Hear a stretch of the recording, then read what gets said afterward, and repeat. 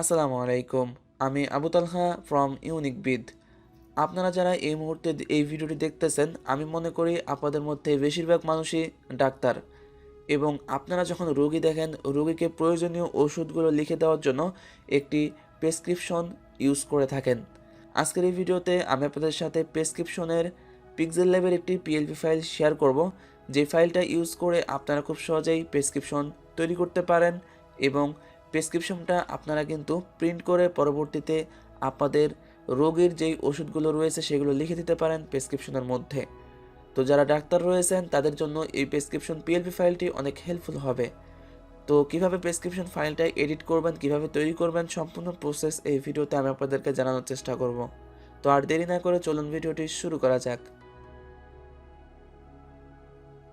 Alright, first of all আপনাদেরকে prescription ফাইলটা এবং অ্যাপ্লিকেশনের লিঙ্ক সহ যাবতীয় যে সকল ফাইল এই ভিডিওতে প্রয়োজন হবে, সমস্ত রিসোর্স সহ সমস্ত কিছু লিঙ্ক ভিডিও ডেসক্রিপশন বক্সে প্রোভাইড করা থাকবে। আপনাকে অবশ্যই বলবো ভিডিও ডেসক্রিপশন বক্স চেক দেওয়ার জন্য।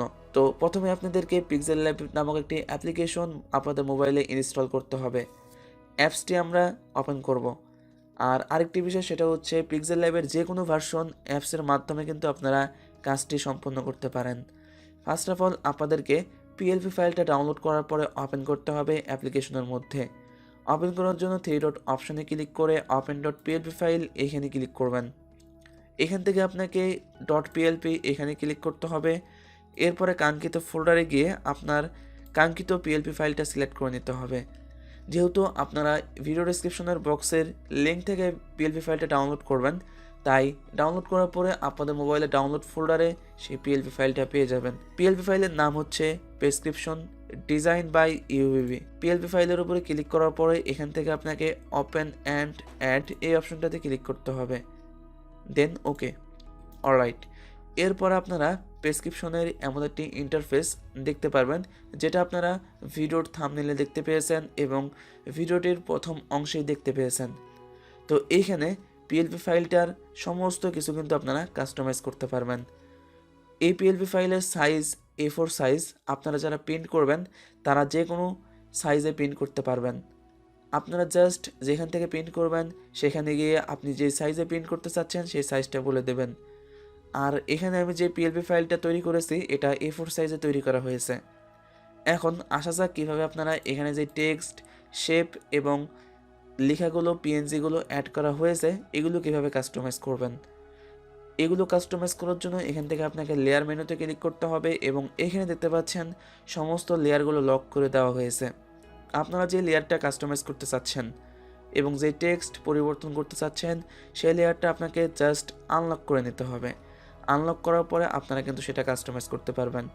এখানে যে নামটা রয়েছে ডক্টরের নাম, এটা আমি লেয়ারটা আনলক করে দিচ্ছি। আনলক করার পরে এখান থেকে পেন অপশনে ক্লিক করব। পেনে ক্লিক করার পরে আরেকটি পেন অপশন পেয়ে যাব। আপনাকে জাস্ট এই অপশনে ক্লিক করতে হবে। এখানে আপনারা নামটা ডিলিট করে দিয়ে আপনারা অন্য নাম কিন্তু লিখতে পারেন। তো এখানে আমি একটি নাম লিখে দিচ্ছি। নামটি লেখার পরে ওকেতে প্রেস করবেন, তাহলে দেখতে পাবেন নামটা কিন্তু এখানে চলে এসেছে। দেখতে পাচ্ছেন নামটা চলে এসেছে। তো এখানে নামটা আসার পরে এখানে দেখতে পাচ্ছেন এই লেখাটা কিন্তু এর মধ্যে চলে গেছে এবং এই লেখাটা আপনাকে হালকা একটু ওইদিকে সরিয়ে নিয়ে আসতে হবে।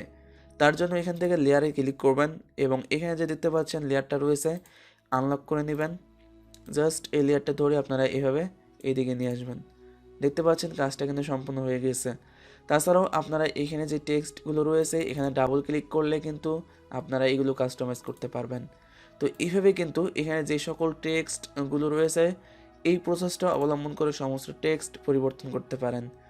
আর যদি এখানে কোনো কিছু বুঝতে অসুবিধা হয় এবং কোনো কাজ করতে যদি অসুবিধা হয় তাহলে অবশ্যই আমাদের ফেসবুক পেজ এবং আমার প্রোফাইলে যোগাযোগ করবেন, তাহলে আমি আপনাদেরকে সেই কাজটা করে দেব এবং যে সমস্যাটি হবে সেই সমস্যাটির সমাধান দেওয়ার চেষ্টা করব।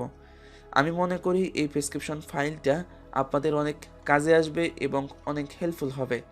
যদি হেল্পফুল হয়ে থাকে তাহলে অবশ্যই আমাদের এই চ্যানেলটি সাবস্ক্রাইব করবেন এবং যারা ফেসবুক পেজ থেকে দেখতেছেন তারা অবশ্যই ফেসবুক পেজটি লাইক দিয়ে ফলো দিয়ে রাখবেন পরবর্তী নতুন ভিডিওর নোটিফিকেশন পাওয়ার জন্য।